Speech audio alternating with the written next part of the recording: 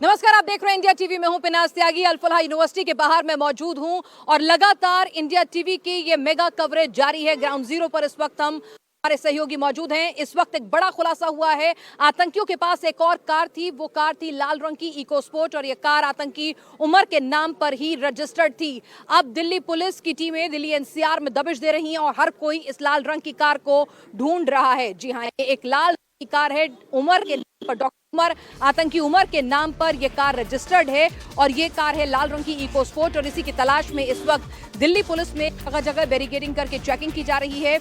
हरियाणा, आसपास की UP police को भी इस बाबत इंटिमेट किया गया है और पुलिस जो है दबिश दे रही है। तलाश इस वक्त इसी इको स्पोर्ट कार की हो रही है। आतंकियों के पास एक I-20 कार जो लाल किले के सामने ब्लास्ट में इस्तेमाल हुई, उसके अलहदा एक और कार मौजूद है और वो कार है इको स्पोर्ट जो आतंकी डॉक्टर उमर के नाम पर रजिस्टर्ड है। आरटीओ से उसकी डिटेल्स आपके सामने हैं, आप अपने टेलीविजन स्क्रीन पर भी देख पा रहे होंगे। मेरे सहयोगी कुमार सोनू और साथी अतुल भाटिया इस वक्त और ज्यादा डिटेल के साथ जुड़ चुके हैं। अतुल भाटिया, ये लाल रंग की इको स्पोर्ट इस वक्त पूरी दिल्ली में छानी जा रही है। आतंकी उमर के नाम पर यह कार है, क्या कुछ डिटेल इस बारे में आपके पास मौजूद?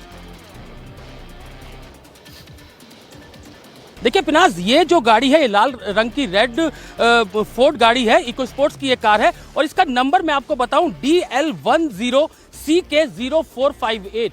ये इस गाड़ी का नंबर है जिसकी तलाश जो है वो लगातार की जा रही है। उमर के नाम से ये गाड़ी रजिस्टर्ड है, उमर उन नबी के नाम से। तो आप समझिए कि ये उमर वही है जिसको ये माना जा रहा है कि जो I-20 गाड़ी थी उसके अंदर ये था और इसकी भी इस धमाके के अंदर मौत हो गई। तो ये उमर उन नबी के नाम से ये गाड़ी रजिस्टर्ड है और जो मैसेज अलर्ट किया गया है ये मैं आपको पढ़ के सुना देता हूँ। Special alert, intercept all the red Ford escort Eco Sport and ESP DL10CK0458 if one finds it. All staff outside on patrolling और picket to be fully arm, यानी कि पुलिस कर्मियों को यह भी आदेश दिए गए हैं कि जो भी पिकेट पे हो वो पूरे तरीके से आर्म्ड हो, यानी कि उनके पास हथियार हो। तो आप इससे अंदाजा लगा सकते हैं कि नेबरिंग स्टेट के अंदर भी ये अलर्ट बाकायदा दिया गया है और ये पूरा एक वायरलेस पे मैसेज जो है वो चलाया गया है। तो ये गाड़ी पहले ये माना जा रहा था कि ये I-20 कार के साथ ही ये गाड़ी हो सकती थी इको स्पोर्ट्स, लेकिन ये गाड़ी लाल किले की पार्किंग में नहीं थी। उसके बाद से जांच एजेंसी और सुरक्षा एजेंसियां पूरे तरीके से अलर्ट है। यही कारण है कि ये एक स्पेशल अलर्ट मैसेज चलाया गया है जिसमें इस गाड़ी का नंबर मैं एक बार फिर से बता दूं Pinaz, DL10CK0458 red Ford Eco Sports ये गाड़ी है और इसकी तलाश जो है वो अब सभी सुरक्षा एजेंसियां, जांच एजेंसियां कर रही हैं। क्या इस गाड़ी में भी विस्फोटक हो सकता है? ये तमाम चीजें हैं जिसकी तफ्तीश जो है वो इस समय सभी जांच एजेंसियां कर रही हैं और इस गाड़ी को ढूंढने के लिए तमाम जो नेबर स्टेट है उनको भी अलर्ट पर रखा गया है। तो ये जो लाल रंग की जो इको स्पोर्ट्स गाड़ी है, फोर्ड की ये गाड़ी है, इसको ढूंढने के लिए अभी सभी जांच एजेंसियां लगी हुई हैं और यही कारण है कि जो पिकेट्स हैं उन पर भी तमाम स्टाफ को हथियारों के साथ लैस होने के आदेश दिए गए हैं। तो इस गाड़ी की तलाश काफी तेज की गई है। उमर के नाम से ये गाड़ी रजिस्टर्ड है। बिल्कुल अतुल, इस वक्त की बड़ी खबर अपने दर्शकों को बता दें। जी, इस वक्त की बड़ी खबर अपने दर्शकों को हम बता दें कि दिल्ली और एनसीआर में इस वक्त एक लाल रंग की इको स्पोर्ट को तलाशा जा रहा है, ढूंढा जा रहा है और दिल्ली पुलिस की तरफ से, जैसे कि मेरे सहयोगी अतुल भाटिया बता रहे हैं, कि बाकायदा एक मैसेज सर्कुलेट किया गया है विद इन द स्टाफ जिसमें कहा गया है कि आप पेट्रोलिंग पर हो, पिकेट पर हो, चौकी पर हो, बैरिकेडिंग पर चेकिंग कर रहे हो, जहां भी आप मौजूद हो आप हथियारों से लैस होने चाहिए क्योंकि एक लाल रंग की इको स्पोर्ट आतंकियों के नाम पर रजिस्टर्ड है। आतंकी उसका इस्तेमाल कर रहे थे। क्या उसमें भी इसी तरह से I-20 की तरह से असलहा, गोला बारूद हो सकता है? क्या उसे भी इस तरह से ब्लास्ट ऑफ करने की साजिश हो सकती है या फिर उसमें और ज्यादा स्लीपर सेल के नए आतंकी मौजूद हो सकते हैं जो आगे गोलीबारी करें, तो हथियारों से लैस हो सकते हैं? तो इसीलिए अभी ये कहा गया है नेबरिंग स्टेट को भी और दिल्ली पुलिस ने तमाम जहां पर चेक पोस्ट हैं, अपने तमाम पेट्रोलिंग पर जो जवान हैं उनको सबको कहा है कि आप हथियारों से लैस रहिए क्योंकि अगर ये गाड़ी दिखती है, स्पॉट होती है, आप इसे रोकने की भी कोशिश करेंगे तो रिटेलिएशन भी हो सकता है। कुमार सोनू भी हमारे सहयोगी इस वक्त जुड़ चुके हैं। कुमार सोनू, तो इस बात की आशंका से भी, जैसा अतुल ने कहा, इनकार नहीं किया जा सकता कि इन आतंकियों के पास ये जो लाल गाड़ी है इसमें हथियार भी हो सकते हैं, गोला बारूद भी हो सकता है। आपके सूत्र क्या कह रहे हैं इस लाल रंग की इको स्पोर्ट और ज्यादा आतंकियों के होने के बारे में?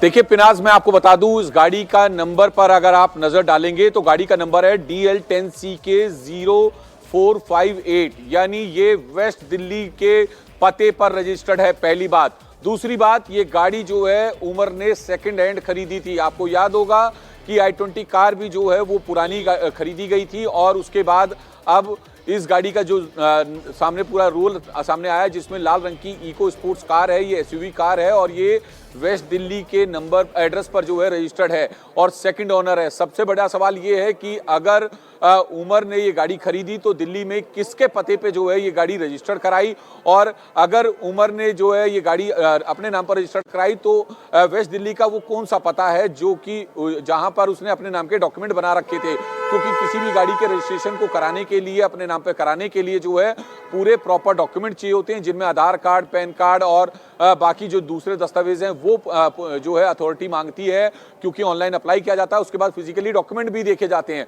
तो ये अब इस बात को जो है जानने के लिए जो दिल्ली पुलिस की स्पेशल सेल की टीमें लगी हुई हैं और जल्दी जो है उस पते पर भी पहुंच सकती है जहां जिस पते पर ये गाड़ी रजिस्टर्ड है DL10C के करके जो पूरा एसयूवी नंबर है एसयूवी गाड़ी का, उसको लेकर जो है पुलिस की छानबीन हो गई है। लगातार इसकी तलाशी ली जा रही है। तमाम पिकेट्स पे तमाम जो थाना क्षेत्र हैं, तमाम जो डिस्ट्रिक्ट्स हैं दिल्ली पुलिस के, उनको एक अलर्ट भेजा गया और ये कहा गया है कि लाल रंग की एसयूवी कार। और आपको और एक और बात बता दूं पिनाज, ये लाल रंग की फोर्ड एसयूवी कार दिल्ली में महज गिनी चुनी कारें हैं, क्योंकि ये इस कार को बनाने वाली कंपनी जो है भारत से जा चुकी है और इसका जो मैन्युफैक्चरर है वो मैन्युफैक्चरर तो जा चुका है, मैन्युफैक्चरिंग इसकी हिंदुस्तान में बंद हो चुकी है और ये गाड़ी नई मिलती है। तो ये इस कलर की बहुत गिनी चुनी गाड़ियां जो हैं दिल्ली में हैं, जिन्हें ढूंढने के लिए दिल्ली पुलिस को ज्यादा मशक्कत नहीं करनी पड़ेगी।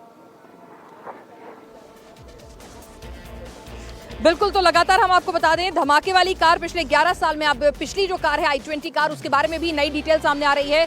जो धमाके वाली कार है i20 सफेद रंग की, वो 11 साल में 7 बार खरीदी और बेची गई है। 2014 में गुड़गांव में रहने वाले दिलीप ने ये कार खरीदी। दिलीप ने 2014 से 2020 यानी 7 साल तक ये i20 कार चलाई। 2020 में इस कार को मोहम्मद सलमान ने खरीदा और सलमान के बाद ये कार 5 और लोगों को बेची गई। सलमान के बेचने के बावजूद कागज पर नाम सलमान का ही रहा, यानी कि सलमान ने आगे बेचा, फिर और लोगों ने बेचा, यानी कि सलमान के पास जब ये कार थी उसके बाद 5 और लोगों के पास ये कार गई, लेकिन नाम कागज में सलमान का ही रहा।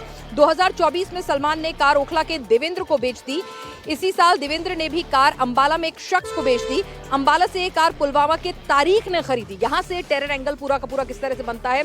अंबाला से एक कार पुलवामा के तारीख ने खरीदी। रिपोर्ट के मुताबिक आखिरी बार ये कार धमाके से 4 दिन पहले फिर बिकी, यानी कि जो कार हासिल की गई है वो 4 दिन पहले फिर से बिकी थी। जी हाँ, i20 जो कार उमर चला रहा था, आतंकी उमर जिस कार में मौजूद था, लाल किले के ब्लास्ट में जिस कार का इस्तेमाल हुआ i20 का, वो कार 4 दिन पहले फिर से खरीदी गई थी। तो आपको बता दें कि ये i20 कार कुल 7 बार खरीदी और बेची गई है। इस वक्त की एक्सक्लूसिव जानकारी हमारे पास आ रही है।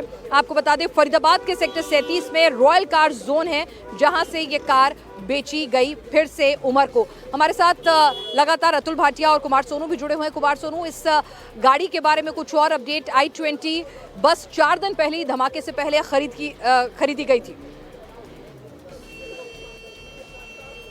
देखिए, i20 कार जो है उसको लेकर पुलिस ने अपनी तफ्तीश पहले ही शुरू की हुई है और इसमें जो कार डीलर है उसको डिटेन कर उससे लगातार पूछताछ की गई है। और आपको बता दें कि जो ब्लास्ट हुआ तो ब्लास्ट से पहले जो है ये जस्ट पहले गाड़ी खरीदी गई थी और इसमें तीसरी गाड़ी को हमें नहीं भूलना चाहिए। तीसरी गाड़ी है सफेद जो स्विफ्ट कार है। स्विफ्ट कार जो है वो उस पर HR51 रजिस्ट्रेशन नंबर था और वो गाड़ी जो है डॉक्टर शाहीन शाहिदा की थी, जिस गाड़ी से असला बरामद हुआ था, जिसकी तस्वीर अभी तक सामने नहीं आई है। लेकिन उस गाड़ी को जो है पुलिस ने जब्त कर लिया, उसकी भी जो है जांच की जा रही है, उसको लेकर इन्वेस्टिगेशन की जा रही है। उधर पैरेलल इंक्वायरी जो है i20 कार को लेकर चल रही थी और अब तीसरी गाड़ी का रोल जो है सामने आ गया, जिसमें लाल रंग की ये गाड़ी जो कि उमर मोहम्मद की थी, जो कि इस पूरे ब्लास्ट में जो है मारा गया है। फिलहाल पुलिस अब पूरे मामले की जांच में जुटी है। एक एक ट्रेल को जो है पुलिस जोड़ने में लगी हुई है। उधर यूनिवर्सिटी में लगातार कई स्टेट्स की पुलिस जो है सर्च ऑपरेशन चलाए हुए है। इसके साथ साथ पुलिस पूछताछ कर रही है स्टाफ मेंबर से, फैकल्टी मेंबर से, जूनियर स्टाफ से। मैं आपको यहाँ रोकना चाहूंगी। प्रधानमंत्री भूटान से लौटने के बाद सीधा LNJP अस्पताल गए, जहां पर लाल किला ब्लास्ट के घायलों का इलाज चल रहा है। वहां पर उन्होंने उनसे मुलाकात की। ये सीधी तस्वीरें आप अपने टेलीविजन स्क्रीन पर देख रहे हैं। प्रधानमंत्री ने पहले ही इस आतंकी घटना पर अफसोस जताते हुए सीधे कह दिया जाएगा, इस तरह के हमले को बर्दाश्त नहीं किया जाएगा। और यहाँ पर आपको बता दें कि इस इस वक्त प्रधानमंत्री नरेंद्र मोदी एलएनजेपी अस्पताल में घायलों का हालचाल जानने के लिए सीधा पहुंचे हुए हैं। प्रधानमंत्री विदेश दौरे से लौटे, उसके बाद तब भी उन्होंने अपने संबोधन में सबसे पहले यही बात की थी कि इस घटना से वो काफ़ी भारी मन के साथ वहां मौजूद हैं उस कार्यक्रम में, और किसी को भी बख्शा नहीं जाएगा। इस घटना के पीछे जो भी होगा उससे हिसाब लिया जाएगा। और यहाँ पर आपको बता दें कि आप प्रधानमंत्री सीधे पहुंचे एलएनजेपी अस्पताल, घायलों से मुलाकात कर रहे हैं, हालचाल जान रहे हैं। भूटान से लौटने के बाद सीधे प्रधानमंत्री नरेंद्र मोदी एलएनजेपी अस्पताल पहुंचे हैं, जहां पर दिल्ली धमाके के घायल लोग मौजूद हैं। वहां पर अधिकारियों से भी वो मुलाकात कर रहे हैं। जो तस्वीरें हमें नज़र आ रही हैं, एलएनजेपी अस्पताल में पुलिस के अधिकारी भी मौजूद हैं और साथ ही साथ वहाँ पर डॉक्टर्स और जो स्टाफ हैं उनसे सबसे जानकारी हासिल करते हुए, घायलों से उनका हालचाल जानते हुए, उनकी आप बीती सुनते हुए। देखिए यहाँ पर तस्वीरों में किस तरह से लोग उन्हें बता रहे हैं। कोई उठना चाह रहा है उनका अभिवादन करने के लिए, उनको वो ढांढस बना रहे हैं, बैठे रहने के लिए कह रहे हैं और उनसे पूछ रहे हैं कि आखिर क्या हुआ था, किस तरह से हुआ था। देखिए लोग बाग बता रहे हैं कि किस तरह उन्हें गर्दन पर चोट लगी, अचानक से कुछ हुआ, वो समझ नहीं पाए। देखिए तमाम लोगों से वो बातचीत करते हुए, एक एक घायल से उनका हालचाल जानते हुए प्रधानमंत्री नरेंद्र मोदी भूटान दौरे पर थे प्रधानमंत्री, और भूटान दौरे से जैसे ही प्रधानमंत्री लौटे और इस घटना से वो कितने ज़्यादा आहत थे जब उन्होंने अपना वहाँ संबोधन शुरू किया। सबसे पहले उन्होंने यही कहा कि मैं भारी मन से वहाँ मौजूद हूँ, और उसके बाद जिस तरह से उन्होंने कहा कि दोषियों को नहीं बख्शा जाएगा और दोषियों का हिसाब होगा, साजिश करने वालों को न्याय के कटघरे में लाएंगे, प्रधानमंत्री मोदी ने कहा। और यहाँ पर तस्वीरें आप देख रहे हैं, घायलों से मिलते हुए, अधिकारियों से ब्रीफ लेते हुए प्रधानमंत्री नरेंद्र मोदी यहाँ पर इस घटना से नजर आ रहे हैं।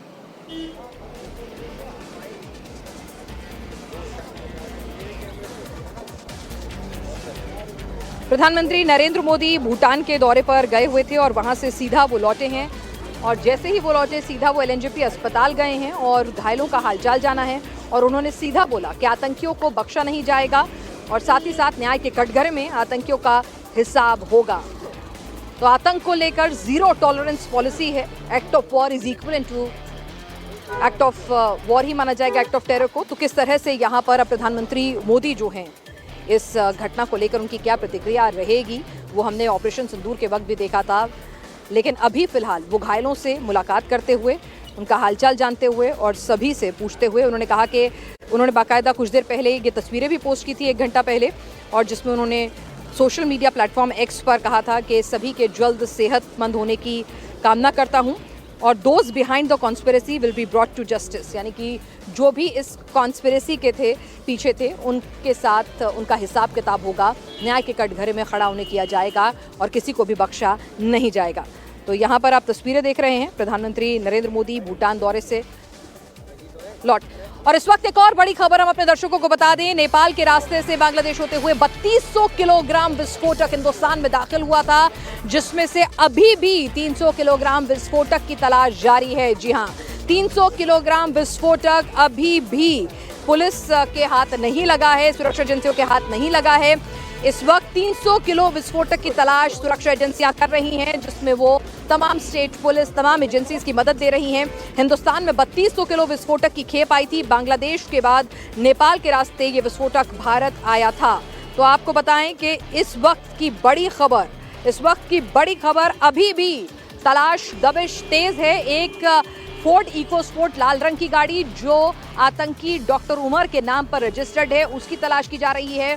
किन कागजों को देकर उसने दिल्ली के नंबर पर ये रजिस्टर कराई, दिल्ली का कौन सा एड्रेस दिया, वो लोगों को कैसे जानता था, अभी तमाम इन्वेस्टिगेशन उस दिशा में आगे चल रही है। लेकिन इस वक्त की बड़ी खबर अपने दर्शकों को बता दें, साथ ही साथ अब सुरक्षा एजेंसियां बता रही हैं कि 300 किलो विस्फोटक अभी भी सुरक्षा एजेंसियों के हाथ नहीं लगा है, उन्हें रिकवर नहीं हुआ है। 2900 किलोग्राम विस्फोटक मौजूद है। हमारे साथ कुमार सोनू और अतुल भाटिया लगातार हमारे साथ जुड़े हुए हैं। अतुल भाटिया, इस वक्त एक लाल रंग की इकोस्पोर्ट और ये 300 किलोग्राम विस्फोटक, सुरक्षा एजेंसियों का पहला फॉरमोस्ट टारगेट यही है कि सबसे पहले इन तक पहुंचे, दिल्ली एनसीआर को सुरक्षित करें, क्योंकि पता नहीं ये विस्फोटक और ये गाड़ी कहां घूम रहे हैं।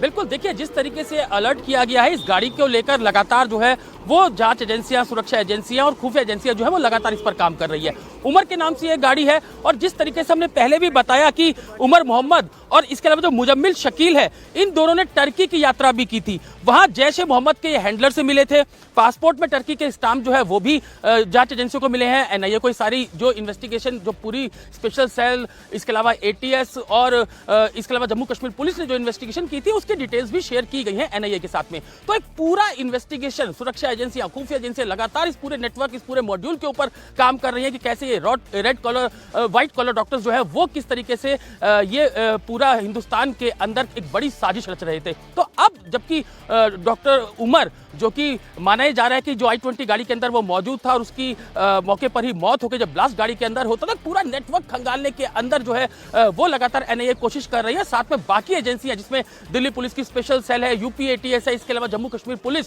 जो कि इस पूरे नेटवर्क पर लगातार काम कर रही थी और एक बड़ी रिकवरी फरीदाबाद से की गई थी। तो अभी भी कोई और जो विस्फोटक हो सकता है, जिसके लिए लगातार एनआईए, दिल्ली पुलिस की स्पेशल सेल जो कि एंटी टेरर यूनिट है, UP ATS, Jammu Kashmir police लगातार इस पूरे नेटवर्क पर काम कर रही है। जैश ए मोहम्मद का पूरा मॉड्यूल जो है उसको खंगाला जा रहा है और कौन लोग इसके पीछे हो सकते हैं, ये तमाम तफ्तीश, क्योंकि एनआईए को पूरा केस ट्रांसफर किया गया और दिल्ली पुलिस ने इस पूरे मामले के अंदर यूएपीए का केस रजिस्टर किया था। तो अभी क्या और कोई साजिश हो सकती है? रेड कलर की जो गाड़ी है इको स्पोर्ट्स, उसकी तलाश जो है वो दिल्ली पुलिस कर रही है। तो पूरा अभी भी जो पूरा नेटवर्क है वो खंगाला जा रहा है। पुलिस जो है वो लगातार कई जगह रेड्स कर रही है। तो पूरे एक मॉड्यूल को खंगालने की कोशिश की जा रही है। कुछ और लोगों के नाम सामने आए हैं और कौन कौन स्लीपर सेल इसके पीछे हो सकते हैं, तमाम तफ्तीश है जो इस समय सुरक्षा एजेंसियां और जांच एजेंसियां कर रही हैं। जी पिनाज।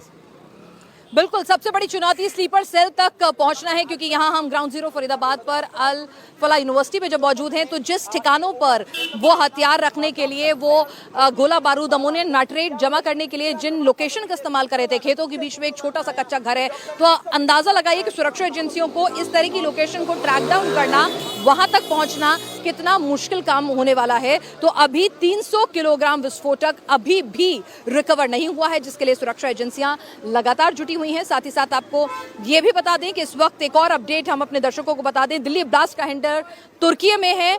आतंकी उमर और मुजमिल भी तुर्की गया था, यानी कि जो हैंडलर है, जो मेन मास्टरमाइंड है, वो तुर्की से कनेक्टेड है और तुर्की में मौजूद है। दोनों के पास तुर्की के स्टैंप पासपोर्ट पर मिले हैं। और आपको ये भी बता दें कि दिल्ली में बहुत बड़ा बम धमाका हो सकता था, जिस तरह से अभी भी 300 किलोग्राम विस्फोटक जो है अभी भी सुरक्षा एजेंसियों ने रिकवर नहीं किया गया है, क्योंकि जो टिप ऑफ मिला है उसके मुताबिक 3200 किलोग्राम विस्फोटक पहुंचा है बांग्लादेश, नेपाल के रास्ते हिंदुस्तान में। और अभी जो रिकवरी हुई है वो 2900 किलोग्राम विस्फोटक की हुई है। तो 300 किलोग्राम विस्फोटक की रिकवरी होना भी बाकी है। और एक और कार आतंकी उमर के नाम पर i20 जो पहले 4 दिन पहले खरीदी गई थी, हमने आपको बताया, उसके अलहदा एक और कार जो है जो आतंकी उमर के नाम पर है, लाल रंग की फोर्ड इको स्पोर्ट, जो दिल्ली पे रजिस्टर्ड है। तो दिल्ली के कौन से पते पर, किसने उसकी मदद की, कैसे उसे कागज मिले, अभी उसकी तलाश जारी है। लगातार इस मामले में अलग अलग एंगल से जांच हो रही है। और साथ ही साथ की जो ताज़ा अपडेट हमारे सामने आ रही है वो ये कि इनका जो हैंडलर है, यानी कि जो पूरा का पूरा इनका जो मास्टरमाइंड है, वो तुर्की में बैठा हुआ है। कुमार सोनू भी हमारे साथ जुड़े हुए हैं। कुमार सोनू, आपसे समझना चाहेंगे कि जो तुर्की का कनेक्शन सामने आ रहा है कि उमर और मुजमिल दोनों के दोनों, उनके पासपोर्ट पे तुर्की के स्टैंप नजर आए हैं, यानी कि इन दोनों ने वहां ट्रैवल किया है और हैंडलर तुर्की में होने की बात की जा रही है। जरा इस थ्योरी को, इस एंगल को हमारे दर्शकों को समझाएं। देखिए, मैं आपको बता दूं कि दोनों जो हैं बेसिकली उमर और मुजम्मिल टेलीग्राम ग्रुप से जुड़े हुए थे। और जब टेलीग्राम ग्रुप से जुड़े तो उसके जुड़ने के बाद जो है दोनों के दोनों टर्की गए थे।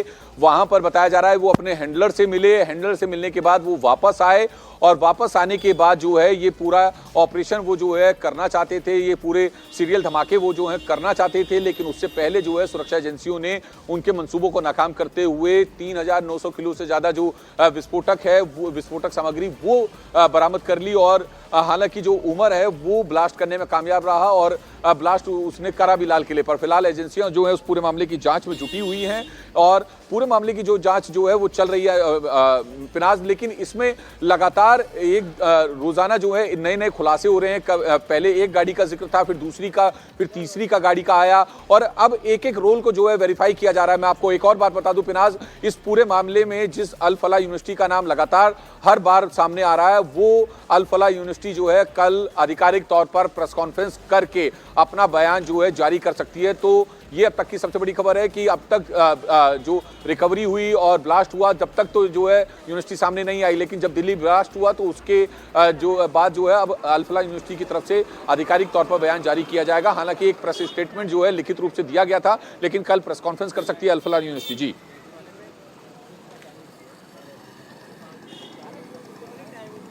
ठीक है, और इस वक्त एक और बड़ी खबर हमारी सहयोगी इस वक्त हमारे साथ अनामिका गौड़ लेकर आ रही हैं। अनामिका, इस वक्त आपके पास एक बड़ी खबर आ रही है कि इस यूनिवर्सिटी का एक और डॉक्टर भी लिप्त बताया जा रहा है। क्या डिटेल आपके पास? डॉक्टर निसार उल हसन उसका नाम बताया जा रहा है और ये बताया जा रहा है कि 2023 में आतंकी गतिविधियों में वो कश्मीर में शामिल था और कश्मीर के ही एक हॉस्पिटल में वो काम करता था, जिसके बाद एलजी ने उसे वहाँ से बर्खास्त कर दिया था और कुछ महीने फारिग रहने के बाद डॉक्टर निसार को अल फजल यूनिवर्सिटी में यहाँ पे नौकरी मिल गई थी। उसके बाद से वो यहीं काम कर रहा था, यहाँ तक कि उसकी बेटी भी इसी हॉस्पिटल में पढ़ रही थी, जो कि अब एनआईए की जांच के दायरे में है। उसकी बेटी को भी हिरासत में लिया गया है और उससे पूछताछ की जा रही है, क्योंकि डॉक्टर निसार जो है वो फरार है। और वो फरार कब से है? जब से दिल्ली में बॉम्ब ब्लास्ट हुआ है लाल किले के सामने। और जो डॉक्टर्स जो उसके साथ काम करने वाले हैं डॉक्टर, वो बता रहे हैं कि वो तब से हॉस्पिटल नहीं आया है जब से दिल्ली में ब्लास्ट हुआ है। पिनाज, ठीक है, तो इस वक्त की बड़ी खबर अनामिका हमें दे रही हैं कि दिल्ली में ब्लास्ट होने के बाद से इसी यूनिवर्सिटी का, इसी अल फलाह यूनिवर्सिटी का एक और डॉक्टर, जी हाँ एक और डॉक्टर, डॉक्टर निसार उल हक इस वक्त फरार चल रहा है। उसकी बेटी को एनआईए ने डिटेन किया है और डॉक्टर निसार उल हक के बारे में जो जानकारी अनामिका ने जुटाई है, जो हासिल की है, उस डॉक्टर की रिक्रूटमेंट भी यहाँ पर संशय में है। सवालों के घेरे में उस डॉक्टर की रिक्रूटमेंट कि एक डॉक्टर को कश्मीर से टर्मिनेट किया जाता है, निकाला जाता है नौकरी से अनामिका, और यहाँ पर उसको रखा जाता है। और निकालने का भी कारण केवल ये नहीं था कि डॉक्टर की परफॉर्मेंस खराब थी या कुछ उस पे चार्जेस, उस पे जो है वो देश विरोधी गतिविधि में शामिल होने के चार्जेस थे। उसके बाद भी, उसकी हिस्ट्री जानने के बाद भी, क्योंकि 2023 में जब ये केस आया था कश्मीरी डॉक्टर का, तो ये काफ़ी मीडिया में चर्चा का विषय भी बना था। और इस डॉक्टर के बारे में हर एक यूनिवर्सिटी, जब कोई डॉक्टर कहीं अप्लाई करते हैं तो पूरी उसकी हिस्ट्री निकाली जाती है कि कहाँ काम किया था, कितना एक्सपीरियंस है। उसके बावजूद भी जब इस यूनिवर्सिटी में उन्हें जो काम करने की जगह मिली, तो ये एक बड़ा सवाल जो है वो चांसलर पे खड़ा कर रही है कि क्या उसका बैकग्राउंड वेरिफिकेशन नहीं किया गया था या फिर जानबूझ के सब कुछ जानते हुए भी उसे अपनी यूनिवर्सिटी में जगह दी गई थी।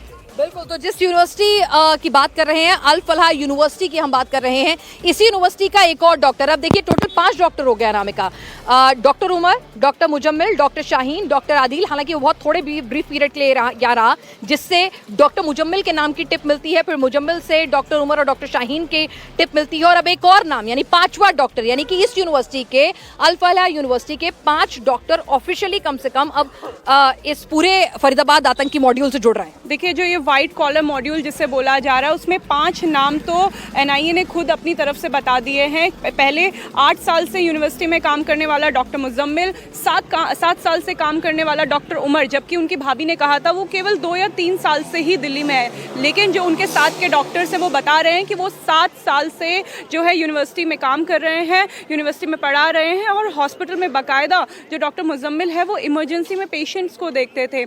ऐसे में वो किन जो स्टूडेंट्स हैं उनके साथ घुलते मिलते थे, किन की वो फाइनेंशियली हेल्प करते थे, उन स्टूडेंट्स से भी पिनाज अब पूछताछ की जा रही है कि उन्होंने किस किस को इस वाइट कॉलर मॉड्यूल में शामिल करने के लिए इंतजाम किया हुआ था। बिल्कुल, व्हाइट कॉलर टेरर मॉड्यूल में डॉक्टर शाहीन जो है वो स्टूडेंट्स का ब्रेन वॉश करने का काम किया करती थी, डॉक्टर उमर और डॉक्टर मुजम्मिल जो हैं वो स्टूडेंट्स की मदद करते थे, उनको ब्रेन वॉश तो करते ही थे, उनकी मदद करते थे फाइनेंशियली, उनको पढ़ने में, उनको किताबों से, और उनके साथ फाइनेंशियल एड भी दिया करते थे, क्योंकि गरीब परिवारों के ये बच्चे हुआ करते थे, तो इसीलिए वो बच्चों के बीच में खासे लोकप्रिय होते थे। और अनामिका ये भी ऑफ द रिकॉर्ड रिकॉर्ड, आपने कुछ डॉक्टर से बातचीत की थी, कैमरे पर आने से वो डर रहे थे, लेकिन उन्होंने बताया आपको कि इनको स्पेशल प्रिविलेज थी। ऐसा नहीं है कि यूनिवर्सिटी प्रशासन उनको सपोर्ट नहीं कर रहा था। देखिए, क्योंकि एक ये हॉस्पिटल है जहाँ पे लगातार इमरजेंसी चल रही है, ऐसे में अगर डॉक्टर 2.5 महीने के लिए गायब हो जाता है तो बाकायदा उससे पूछताछ की जाती है। अगर आपको 1 हफ्ते की भी छुट्टी लेनी होती है तो उसके लिए जद्दोजहद करनी होती है, घर में शादी होती है, दिवाली होती है या फिर किसी त्यौहार में जाना हो तो आपको परमिशन लेनी होती है।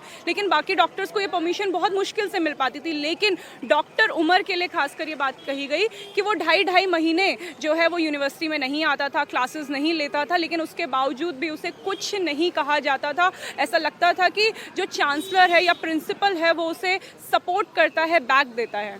जी, और डॉक्टर उमर स्टूडेंट्स से भी ब्रेन वॉश करता था, उनके साथ देश विरोधी बातें करता था। देखिए, जब क्लास चलती थी तो जबकि ये जो पढ़ाई है ये डॉक्टरी की पढ़ाई है, यहाँ पे साइंस की बातें की जाती हैं, मेडिसिन वो पढ़ा रहे थे, मेडिसिन की बातें करनी चाहिए थी, लेकिन धर्म की बातें की जाती थी। धर्म की तालीम वो कभी कभी देने लगते थे कि लड़कियों को किस तरीके से बिहेव करना चाहिए। लड़के और लड़कियों को अपनी क्लास में वो अलग अलग बैठाया करते थे, और जो खासकर बच्चे नमाज पढ़ने जाना चाहते थे उन्हें वो कुछ समय के लिए अपनी क्लास को हॉल्ट करके नमाज पढ़ने की भी इजाज़त दे दिया करते थे। और इसीलिए स्टूडेंट्स जो ये कहते थे कि वो भेदभाव करते हैं, खासकर कश्मीरी स्टूडेंट्स के साथ, वो साउथ कश्मीर के स्टूडेंट्स के साथ, क्योंकि इस यूनिवर्सिटी की हम आपको फीस बता दें तो पिनास पहले साल की जो फीस है वो 16 लाख रुपए है। और जो कश्मीर से कुछ स्टूडेंट्स आए हैं वो अंडर प्रिविलेज स्टूडेंट्स हैं, ये उनकी मदद किया करते हैं। हालांकि उनके पास स्कॉलरशिप थी, बाकायदा वो स्कॉलरशिप लेके इस यूनिवर्सिटी में आए थे, लेकिन उसके बावजूद भी डॉक्टर जो उमर है वो फाइनेंशियली हेल्प उन स्टूडेंट्स की करते थे, जिसके चलते वो एक मसीहा बन चुके थे, खासकर जो कश्मीरी स्टूडेंट्स हैं उनके बीच में। तो जिस तरह से स्टूडेंट्स का साथ वो देते थे और मसीहा की एक इमेज जो है वो लगातार बनती थी, और इसीलिए आप लगातार देख रहे हैं कि गाड़ियां जो हैं जांच एजेंसी की यहां से लगातार निकल रही हैं। अभी भी भीतर कई टीमें मौजूद हैं और कई स्टूडेंट्स को भी डिटेन किया गया, बता रही थी।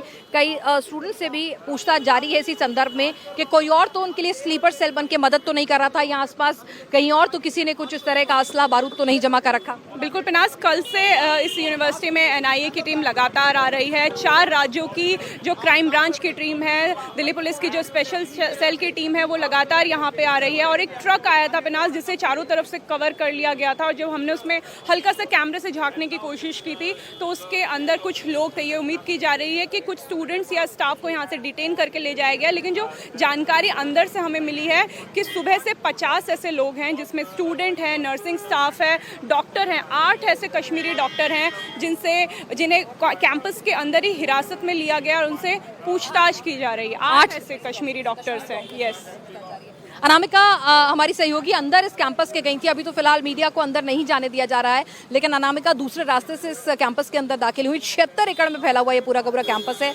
अनामिका, किस तरह का कैंपस है, क्या देखा? और डॉक्टर मुजम्मिल और डॉक्टर उमर क्या यहाँ पे रहा करते थे इसी के हॉस्टल में या जो क्वार्टर्स हैं उसमें? क्योंकि बाहर जो कमरे लिए हुए हैं उनमें वो सिर्फ और सिर्फ असला, मतलब यानी किराए पे लिया, उसके बाद 2 महीने तक दिखे ही नहीं, सिर्फ गोला बारूद जमा कर रहे थे। देखिए, अंदर एक जो मेडिकल कॉलेज है उसकी बिल्डिंग अलग है और जो हॉस्पिटल है उसकी बिल्डिंग अलग है। जो अंदर डॉक्टर्स रहते हैं और जो स्टूडेंट्स रहते हैं वो हॉस्टल में रहते हैं, और वहीं डॉक्टर उमर और डॉक्टर मुजम्मिल को कमरा दिया गया था। बाकायदा अलॉटमेंट होती है डॉक्टर्स के लिए, वो उन कमरों में भी रहा करते थे, लेकिन बाहर आना जाना लगा रहता था। और ऐसा केवल उन 2 डॉक्टर्स के साथ नहीं था, बाकी डॉक्टर्स भी ऐसा ही करते हैं कि अंदर जो उनको कमरा मिलता है, जो अकोमोडेशन मिलती है, उसका इस्तेमाल भी करते हैं, और बाहर किराए पे अपनी सहूलियत के हिसाब से भी वो कमरा लेते हैं। जो बाहर का जो अकोमोडेशन है, हम आपको बताएं, जब हमारी टीम वहां गई, अभी तो उस पूरे इलाके को कॉर्डन ऑफ कर दिया गया है, वहां पर उसको सुरक्षित कर दिया गया है, सिक्योर कर दिया गया है। वहां पर एक लॉज नुमा है, छोटा सा डबल स्टोरी लॉज नुमा है, जिसमें कमरे, लगभग 25 कमरे और सिंगल कमरा जो है किराए पर मिल रहा है। तो 15 नंबर कमरे में उसकी डील हुई थी वहां पर उस शख्स के साथ कि मुजम्मिल रहेगा। मुजम्मिल वहां पर कितनी बार आया किसी ने ज्यादा देखा नहीं, पर वहां पर उसने असलहा अपने लिए अमोनियम नाइट्रेट का उसने स्टोर किया। यहाँ से थोड़ी ही दूर पे, लगभग यहाँ से इसी अल फलाह यूनिवर्सिटी से आप लगभग 5 से 6 मिनट की दूरी पर जाएंगे तो वहां पर एक और खेतों के बीच में, क्योंकि मैं आपको बताऊं कि जो एरिया है ये यूनिवर्सिटी है, इसके सामने भी खेत ही खेत आपको आपको नजर आ रहे हैं। तो वहां पर कुछ दुकानें क्योंकि छोटी छोटी लोगों ने बना ली हैं, इस वजह से क्योंकि यूनिवर्सिटी है तो बच्चे खाने पीने के लिए आते हैं, उनकी रोजमर्रा की जरूरत है, तो यहाँ पर थोड़ी दुकानें दिखेंगी। लेकिन जैसे आप दुकानों को क्रॉस करेंगे मुश्किल 500 मीटर बाद आपको खेत दिखने लग जाएंगे, और खेतों के बीच में आमतौर पर 1 कमरा 2 कमरा लोग डाल देते हैं। तो उसी तरह का एक कमरा डला हुआ है। बिल्कुल, डॉक्टर मुजम्मिल के पास 3 अकोमोडेशन थी। पहली अकोमोडेशन कॉलेज के अंदर, जिसमें वो रहता था। दूसरी अकोमोडेशन हॉस्टल से 200 मीटर दूर लॉज में, जो इस तरफ, और तीसरा जो उन्होंने किराए पे टेम्परेरी कमरा लिया था जिसपे से एक्सप्लोजिव जो बरामद हुआ है वो लिया था उन्होंने यहाँ से 4 किलोमीटर दूर एक तागा गांव है, वहाँ पे उन्होंने वो कमरा लिया हुआ था, और वहाँ उन्होंने उसने वो जो एक्सप्लोजिव है वो छुपा के रखा हुआ था, और जिसका वो घर था उसे भी अरेस्ट कर लिया गया है। वो मौलवी बताया जा रहा है जिसका वो घर था, बाकायदा मेवात से उसकी अरेस्टिंग हुई है। पिनाज, ठीक है। तो यहाँ पर आप देखिए कि मुजम्मिल के पास 3 अकोमोडेशन थे। मेन अकोमोडेशन उसका इसी यूनिवर्सिटी कैंपस के अंदर था जो डॉक्टर्स को दिया जाता था। उमर के पास भी यहाँ पर अकोमोडेशन था, लेकिन डॉक्टर्स अपने लिए बाहर भी अकोमोडेशन रखते हैं। ठीक है, चलिए इस वक्त एक और बड़ी खबर अपने दर्शकों को बता दें। इस वक्त की बड़ी खबर आ रही है। कल आपको बताएं, अल फलाह यूनिवर्सिटी के वाइस चांसलर का बयान आया है, हमारे कैंपस में कोई गलत काम नहीं हुआ है। वाइस चांसलर ने कहा कि हमारी यूनिवर्सिटी को बदनाम किया जा रहा है।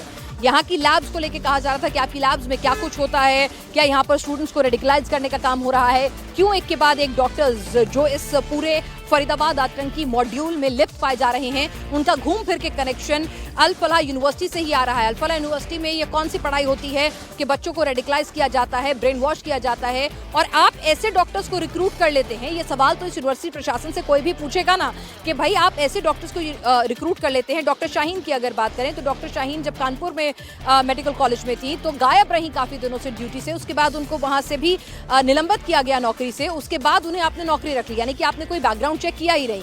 अगर हम बात करें दूसरे डॉक्टर की तो वहां भी आपने यही काम किया कि 2.5-3 महीने आपने डॉक्टर को छुट्टी पे भेज दिया, आपको कोई दिक्कत नहीं हुई कि यहाँ पर पढ़ाई कैसी होगी स्टूडेंट्स की, या फिर आपकी इमरजेंसी सेवाएं कैसे चलेंगी। फिर तीसरा सवाल ये भी उठता है जो अनामिका ने भी बात की, डॉक्टर निसार उल हक, जिसे 2023 में जम्मू कश्मीर में एक बड़े अस्पताल से इसीलिए टर्मिनेट किया गया उसकी सर्विसेज को क्योंकि वो देश विरोधी आतंकी गतिविधियों में लिप्त था, और ये खबर पूरे मीडिया में भी आई थी और ये रिकॉर्ड्स पर भी मौजूद है। आप ऐसे डॉक्टर को क्यों रिक्रूट कर रहे हैं? तो 1-2 नहीं बल्कि 3-3 आप टेंटेड डॉक्टर्स को रिक्रूट कर लेते हैं, और तीनों का ताल्लुक जो है घूम फिर के इस पूरे आतंकी मॉड्यूल से निकल कर आता है। तो सवालों के घेरे में अल फलाह यूनिवर्सिटी प्रशासन भी है कि आपकी रिक्रूटमेंट प्रोसेस कैसी थी, क्या आपके रिक्रूटमेंट प्रोसेस में कोई मोल था, क्या कोई उनकी मदद कर रहा था, क्यों ऐसे लोगों को रिक्रूट किया गया जो पहले से ही देश विरोधी गतिविधियों में शामिल थे। और अगर आपके कैंपस में देश विरोधी बातें हो रही थी, बच्चों को भड़काने की कोशिश हो रही थी, तो फिर आपने उस संदर्भ में कोई एक्शन क्यों नहीं लिया? जैसा कि कुछ डॉक्टर्स ऑफ द रिकॉर्ड ये कह रहे हैं कि भेदभाव होता था इन डॉक्टर्स को, doctor Muzammil, doctor Umar, doctor Shaheen, इनके साथ आप कुछ भी करिए, ये छुट्टी पर जाएं कोई दिक्कत नहीं है, ये गायब हो जाएं कोई दिक्कत नहीं है, लेकिन दूसरे डॉक्टर्स को 1-2 दिन की छुट्टी लेना भी अपने आप में स्ट्रगल था। तो ये तमाम सवाल जो हैं वो अपने आप में रिक्रूटमेंट प्रोसेस और एडमिनिस्ट्रेशन स्टाफ पर भी उठ रहे हैं कि क्या ये डॉक्टर वाकई में प्रिविलेज थे, और आपने ऐसे टेंटेड डॉक्टर्स को जो देश विरोधी गतिविधियों में पहले शामिल थे उनको आपने रिक्रूट किस लिए किया था। और इस वक्त आपको बता दें कि कल भी एक प्रेस कॉन्फ्रेंस होनी है। अतुल भाटिया हमारे सहयोगी हमें अपडेट दे रहे थे। यूनिवर्सिटी प्रशासन, आज तो उनका एक लिखित बयान आया है जिसमें उन्होंने बताया कि यूनिवर्सिटी कब बनी, किस तरह से ग्रांट से बनी, इसकी फंडिंग कहां से आती है, इस यूनिवर्सिटी की लैब्स बिल्कुल सेफ एंड सिक्योर हैं, वहां पर किसी भी तरह से देश विरोधी गतिविधियों का कोई काम नहीं हो रहा था, लैब्स का इस्तेमाल सिर्फ और सिर्फ पढ़ाई के लिए होता था। पूरी डिटेलिंग और इन डॉक्टर्स से के किसी भी तरह की आतंकी गतिविधि में लिप्त होने की जानकारी नहीं थी यूनिवर्सिटी प्रशासन को। तो पूरी तरह से पल्ला झाड़ा एक स्टेटमेंट आई है। और कल अभी अतुल भाटिया बता रहे थे कि बहुत हद तक मुमकिन है कि इसके चांसलर और जो ये ट्रस्ट ओखला में जो रजिस्टर्ड ट्रस्ट है जिसके अंडर ये पूरी की पूरी यूनिवर्सिटी चल रही है, तो वहाँ से भी बहुत हद तक मुमकिन है रिप्रेजेंटेटिव एक प्रेस कॉन्फ्रेंस करें और अपना पक्ष इस पूरे मसले में रखने की कोशिश करें। इस वक्त आपको तमाम अपडेट हम आपको दे दें। ग्राउंड जीरो जो इस वक्त एक एपिसेंटर यहाँ पर बना हुआ है फरीदाबाद का, यहाँ पर दिल्ली से 40 किलोमीटर दूर धौज गांव की ये अल फलाह यूनिवर्सिटी आप मेरे पीछे देख रहे हैं, और यही यूनिवर्सिटी जो है इस वक्त पूरे देश और दुनिया में सुर्खियों का केंद्र इस वक्त बनी हुई है, क्योंकि इसी यूनिवर्सिटी में व्हाइट कॉलर टेरर मॉड्यूल सामने निकल कर आ रहा है। अनामिका ने जिस तरह से बताया कि एक दो नहीं, आप देखिए डॉक्टर मुजम्मिल, डॉक्टर उमर ये भी आतंकी, डॉक्टर शाहीन आतंकी, उसके बाद डॉक्टर अदील आतंकी। तो ये तमाम लोग जो हैं वो इसी पूरे फरीदाबाद मॉड्यूल से जुड़े हुए हैं, लाल किला दिल्ली ब्लास्ट में शामिल हैं और इस यूनिवर्सिटी ने इनके टेंटेड होने के बावजूद भी इनको रिक्रूट किया है। मनीष भट्टाचार्य मेरे सहयोगी इस वक्त और ज्यादा अपडेट के साथ जुड़ चुके हैं। मनीष, क्या जानकारी आपके पास इस वक्त मौजूद है? देखिए, ये जो जवाद सिद्दीकी है ये इस महू के मूल रूप से रहने वाले हैं। 1995 में इस ट्रस्ट की स्थापना की थी और उसके बाद 30 साल में इसने लगभग इस पूरे जो यूनिवर्सिटी को है उसको खड़ा किया। और सिर्फ एक यूनिवर्सिटी नहीं है बल्कि तमाम है। पहले तो ये ट्रस्टी के तौर पर थे, फिर डायरेक्टर बने, वाइस चांसलर बने, उसके बाद 2 और भी ट्रस्टी हैं, उज़मा भी हैं, उज़मा नाम की जो महिला है वो भी ट्रस्टी हैं। और सिर्फ एक नहीं, इसमें आपको मैं बताऊँ 2010 में इसे A ग्रेड मिला था, लेकिन ट्रस्ट की यूनिवर्सिटी को हरियाणा विधानसभा में मान्यता मिली थी।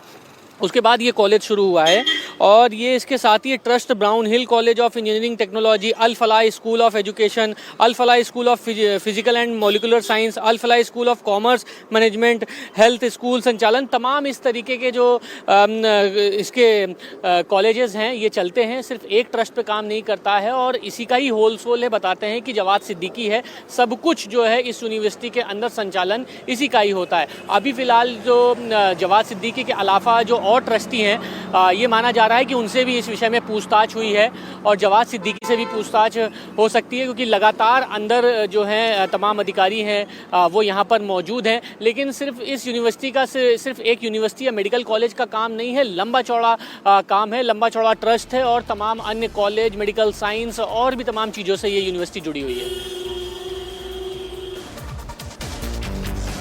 बिल्कुल, इस यूनिवर्सिटी में आपको बता दें कि इस यहाँ पर धौज में जब ये यूनिवर्सिटी खुली है उससे पहले एक इंजीनियरिंग कॉलेज था 1997 में, फिर धीरे धीरे करके इसको यूज सर्टिफिकेट मिला, यूजीसी की मान्यता मिली और एक प्राइवेट यूनिवर्सिटी के विकल्प के तौर पर जामिया मिला और अलीगढ़ मुस्लिम यूनिवर्सिटी एक प्राइवेट विकल्प छात्रों को मिले, अल्पसंख्यक छात्रों को खासतौर से मिले। और इससे बाहर से भी फंडिंग होती थी कि जो अल्पसंख्यक छात्र हैं, जो इकोनॉमिकली वीकर सेक्शन से आते हैं, उनको स्कॉलरशिप प्रदान की जाए। और इसीलिए कश्मीर के 30 से 40% स्टूडेंट और डॉक्टर्स यहाँ पर कश्मीरी स्टूडेंट हैं। और इसका जो ट्रस्ट है, जिस तरह से अभी मनीष आप जानकारी दे रहे थे, इसका ट्रस्ट ओखला में रजिस्टर्ड है और वहाँ से ही ये ट्रस्ट जो है इस यूनिवर्सिटी और इसके अलहदा कई कोर्स जो कॉमर्स में हैं, मॉलिक्यूलर टेक्नोलॉजी में हैं, उस तरह के कोर्सेज भी इस यूनिवर्सिटी के अंदर इनका संचालन लगातार हो रहा है। तो हम आपको लगातार बता रहे हैं, ग्राउंड जीरो से भी हर अपडेट लगातार दिखा रहे हैं कि किस तरह से अभी भी 300 किलोग्राम विस्फोटक की तलाश जारी है। साथ ही साथ एक लाल इको स्पोर्ट्स की तलाश भी जारी है और इस यूनिवर्सिटी को चलाने वाले रिक्रूटर, एडमिन स्टाफ, उनसे भी अब एजेंसियां और जो स्टूडेंट्स हैं उनसे भी पूछताछ कर रही हैं कि क्या कुछ और डॉक्टर्स, क्या कुछ स्टूडेंट्स तो स्लीपर सेल के तौर पर यहाँ पर काम नहीं कर रहे थे। तो विस्फोटक की तलाश जारी है, गाड़ी की तलाश जारी है, गाड़ी का रजिस्ट्रेशन के लिए मकान का नंबर किसने मुहैया कराया, कागजात किसने मुहैया कराए दिल्ली के, उमर को, उनसे भी पूछताछ होगी। तो हर एंगल से इस वक्त लगातार दबिश पूछताछ चल रही है। आपको बता दें जो धमाका जो हुआ है, इस पूरा जो लाल किला के पास जो धमाका हुआ है उसके तार आखिरकार आकर यही फरीदाबाद में जुड़ गए। फरीदाबाद में ही मुजम्मिल था, फरीदाबाद में इसी अल फलाह यूनिवर्सिटी में उमर था, शाहीन थी डॉक्टर और साथ ही साथ डॉक्टर अदील भी था। तो एक एक करके ये पूरे चैप्टर्स, पूरे तार किस तरह से जुड़ते हैं, क्योंकि इसी यूनिवर्सिटी के पास में ही आपको बता दें जो अमोनियम नाइट्रेट है उसकी बरामदगी होती है। उसके अलावा जो हथियार मिलते हैं उसकी बरामदगी भी दूसरे लॉज के मकान से होती है, लैपटॉप और तमाम हथियार बरामद होते हैं। तो ये पूरा का पूरा फरीदाबाद एक तरह से अल फलाह यूनिवर्सिटी का जो धौज गांव है उसके आगे तगा गांव है, ये एक एपिसेंटर के तौर पर काम कर रहे हैं। और किस तरह से ये तार कश्मीर से जुड़ते हैं, एक पोस्टर लगता है, पोस्टर एक इमाम साहब लगाते हैं। इमाम साहब से जब बात होती है तो डॉक्टर अदील कहते हैं कि डॉक्टर अदील जो इस यूनिवर्सिटी से डॉक्टर उमर और डॉक्टर मुजम्मिल के साथ जुड़ा हुआ था, उससे पूछताछ जब होती है तो नाम डॉक्टर मुजम्मिल का निकल कर आता है, फिर डॉक्टर मुजम्मिल से डॉक्टर उमर और डॉक्टर शाहीन का नाम निकल कर आता है और फिर ये पूरा का पूरा टेरर मॉड्यूल बस्ट होता है। कश्मीर घाटी के अलग अलग इलाके में छापेमारी हो रही है, कुलगाम में रेड डाली जा रही है, शोपिया में तलाशी अभियान चलाया जा रहा है, सुरक्षा बल गली गली घूम रहे हैं, घर घर में तलाशी ले रहे हैं। कुलगाम में 200 जगहों पर रेड डाली गई है और प्रतिबंधित संगठन जमाते इस्लामी के खिलाफ एक्शन हुआ है। ये एक्शन इसलिए हो रहा है क्योंकि दिल्ली के 10-11 धमाके के तार कश्मीर के कई जिलों से गहरे जुड़े हैं। डॉक्टर माजूल के अधिकतर किरदार कश्मीर के रहने वाले हैं। उमर, मुजम्मिल, आदिल सभी कश्मीर के रहने वाले हैं। आतंकी संगठन जैश के पोस्टर भी कश्मीर में लगाए गए। डॉक्टर का ब्रेन वॉश करने वाले मौलवी भी कश्मीर से हैं। धारा 370 हटने के बाद जम्मू कश्मीर में माहौल अमन का है, लेकिन दिल्ली के 10-11 धमाके की कहानी की पहली शुरुआत भी कश्मीर से ही होती है।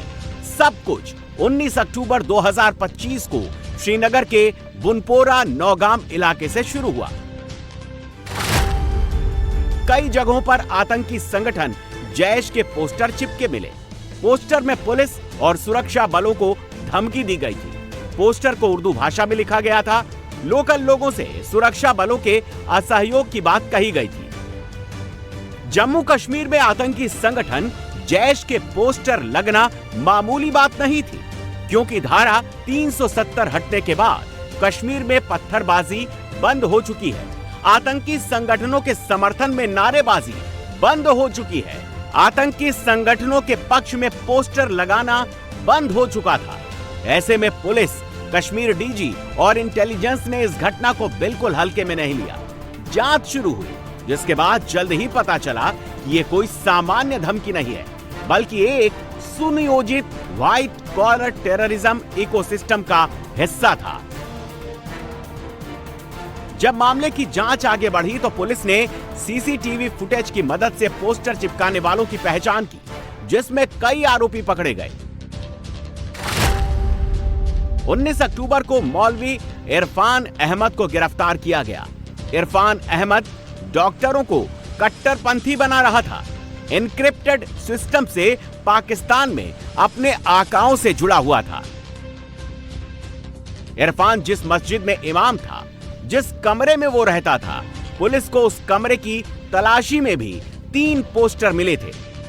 हम इस वक्त मस्जिद अली में मौजूद है और ये फैज़ाबाद कॉलोनी है श्रीनगर के नटीपोरा इलाके की।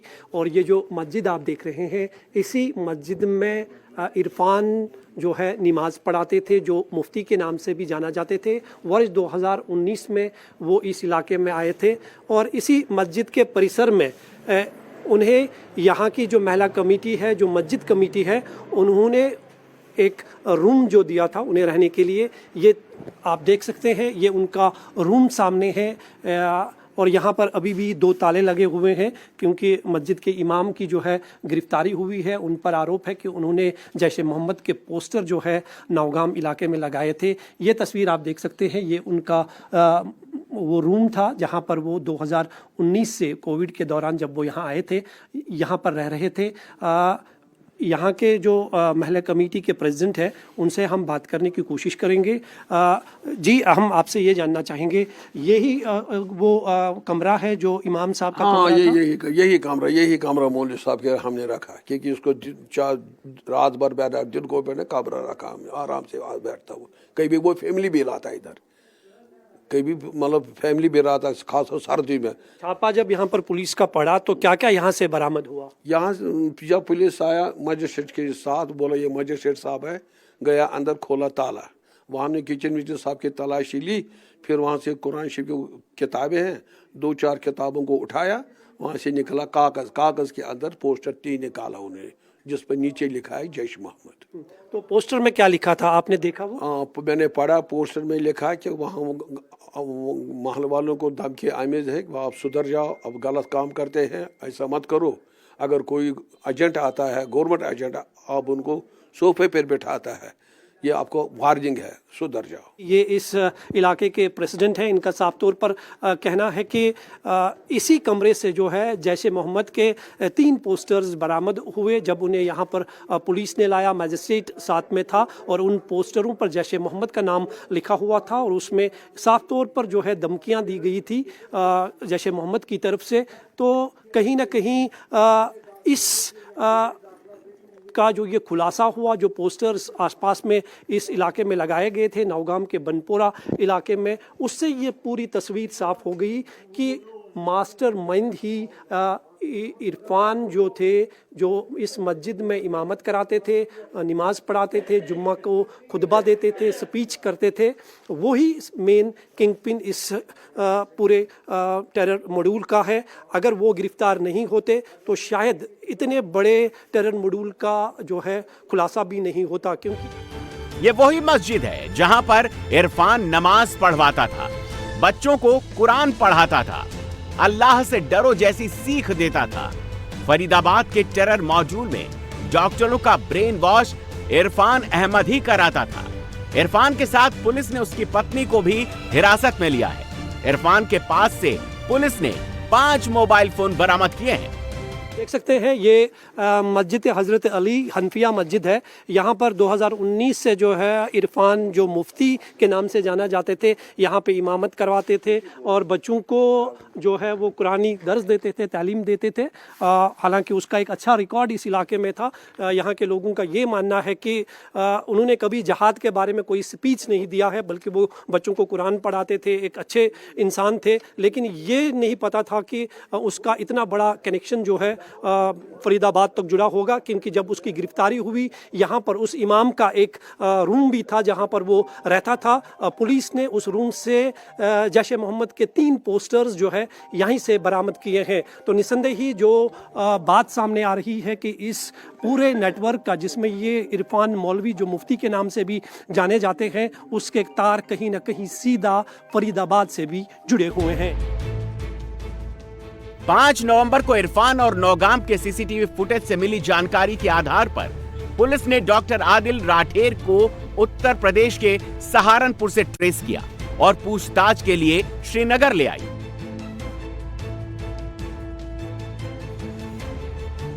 पूछताछ में आदिल ने दिल्ली में धमाके की साजिश, फरीदाबाद में छिपाए गए विस्फोटक और अपने साथियों डॉक्टर मुजम्मिल शकील और डॉक्टर शाहीन शाहिद का नाम बताया। 8 नवंबर को जीएमसी अनंतनाग में छापे मारे गए। डॉक्टर आदिल का पुराना लॉकर खोला गया।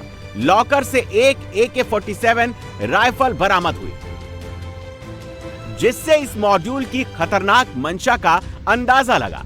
9 नवंबर को मुजम्मिल की निशानदेही पर फरीदाबाद की अल फलाह यूनिवर्सिटी से 500 मीटर दूर धौज गांव के एक घर में विस्फोटक और हथियार बरामद किए गए।